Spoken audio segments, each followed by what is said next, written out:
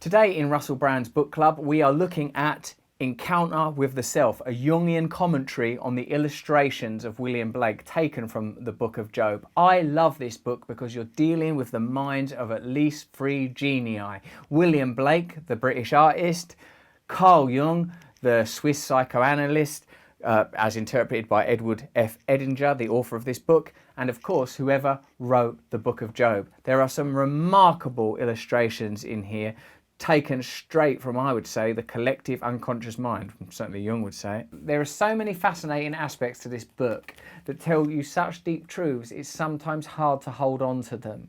You know how great art, great religion, great literature can take you to a place where you almost can't hold it. In fact, a friend of mine, a mentor of mine, in fact, son, said it's a bit like when you see weightlifters on the Olympics and they sort of hold the weight for a second, and they go, ah! Because, you know, they only got enough strength to hold it for a moment. There are some truths that are like that, said this young man. Joe is his name, in fact. The first panel shows Job and his family sat under a tree, regarded in archetypal terms to be the tree of life. The analysis points out that the instruments are hung up in the tree and the animals are asleep and the sun is setting and the moon is waning. There's a cathedral in the background, right? By the final panel of this book, at this point, the whole family is standing. They are holding the musical instruments and the animals are awake. Why I like this is because it shows you what the function is of the story of Job.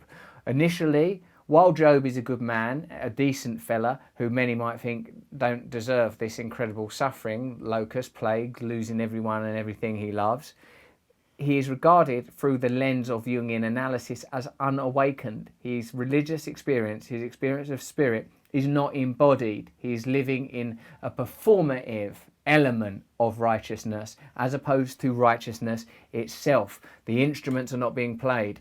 The animals are sleeping. By the final panel, the instruments and the music is alive. Music being, I suppose, a kind of sort of super linguistic communicative form beyond language, essential, somehow primordial, yet angelic and refined. The animals themselves are now awakened. The animal nature is present rather than dormant, and Job and his family are standing. Now, the reason I like this is because it's dealing with psyche and myth simultaneously.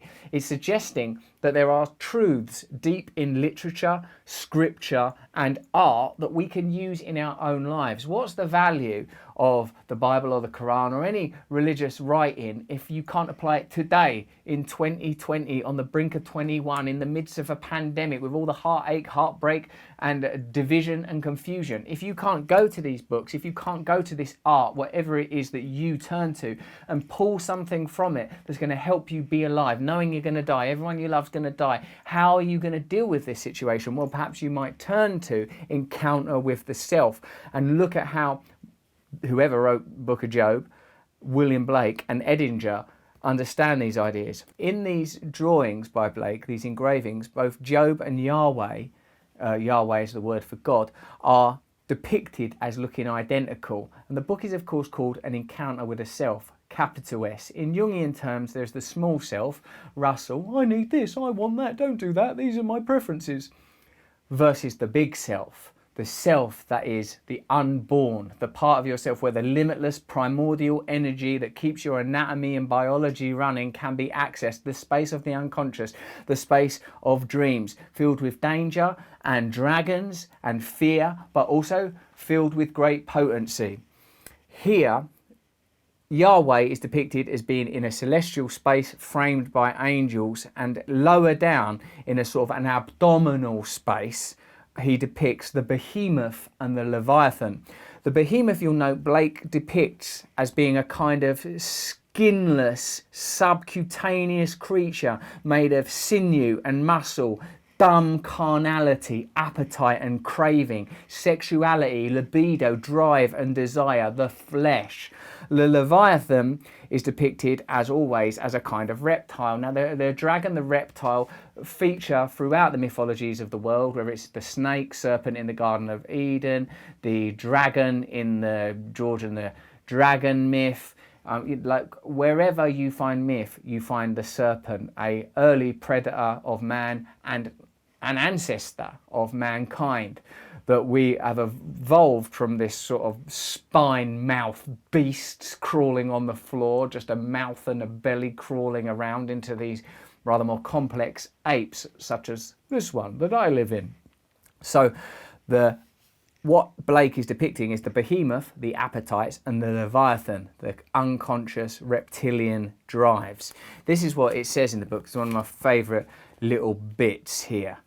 It says in the book of Job, behold, Yahweh says, behold the behemoth, which is the creature there with no skin, behind the behemoth which I made as I made you. Can you draw out Leviathan with a fishhook or press down his tongue with a cord? Yahweh, or God, makes clear to Job, or you and I, that creation includes not only divinity and mankind, but it also includes the abysmal aspects of creation: death, destruction, appetite, decay, lust, greed, violence. All this is contained within creation.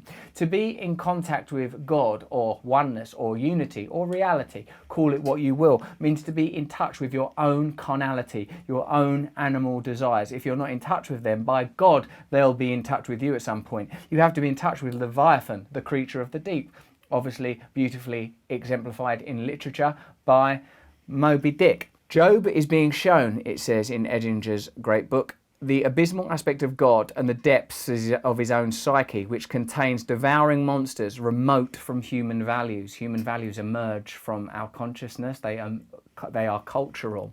Behemoth and Leviathan represent the primordial concupiscence, the lust and appetite of being. God reveals his own shadow side, and since man participates in God as the ground of his being, he must likewise share his darkness. This darkness is in us. This is obviously a big Jungian theme. This illustrates the fact that our existence is based on protoplasm, greedy, lusting, devouring matter. Jung writes, formerly Job was naive, dreaming perhaps of a good God or of a benevolent ruler and a just judge. He had imagined that a covenant was a legal matter, and that anyone who was party to a contract could insist on his rights as agreed, and that God would be faithful and true, or at least one could assume from the Ten Commandments would have some recognition of ethical values, or at least feel committed to his own legal standpoint. But to his horror, he has discovered that Yahweh is not human, but in certain respects less than human. He is just what Yahweh himself says of Leviathan, the crocodile. He beholds everything that is high. He is king over all proud beasts. That's from the book of Job, chapter 41, verse 25. Edinger continues, unconsciousness has an animal nature. Like all old gods, Yahweh has his animal symbolism, with its unmistakable borrowings from the much older theriomorphic gods of Egypt, especially Horus and his four sons. Of the four animals of Yahweh, only one has a human face. That is probably Satan, the godfather of man as a spiritual being.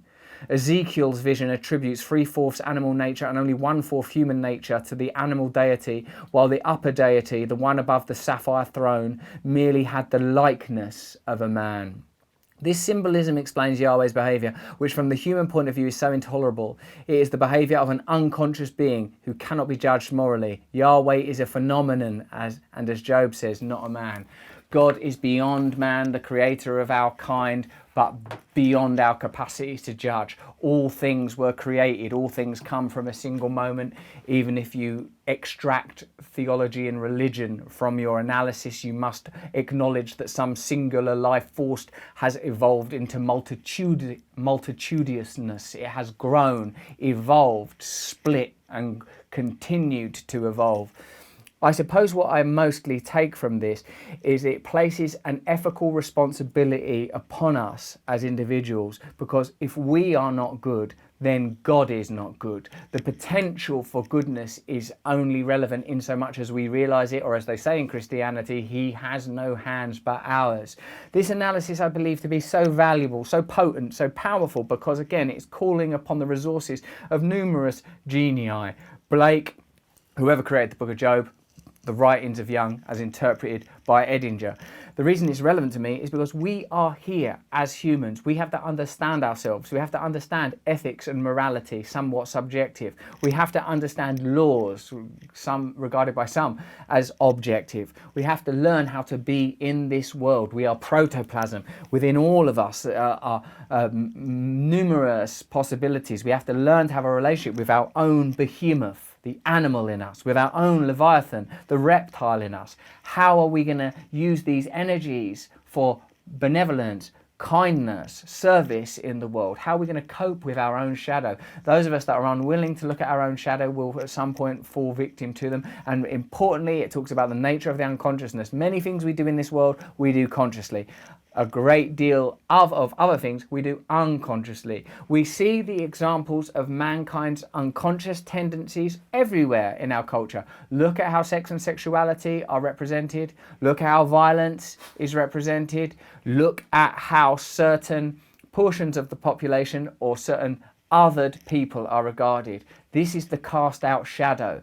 This is the fragmented unconscious. For us to be whole, for us to be awakened, for us to be enlightened, we have to incorporate the shadow, not cast it onto other people, not condemn othered groups as having attributes that we are unable to own ourselves, because the simple truth is, as Solzhenitsyn said, the line between good and evil runs not between nations, cultures and creeds, but through every human heart.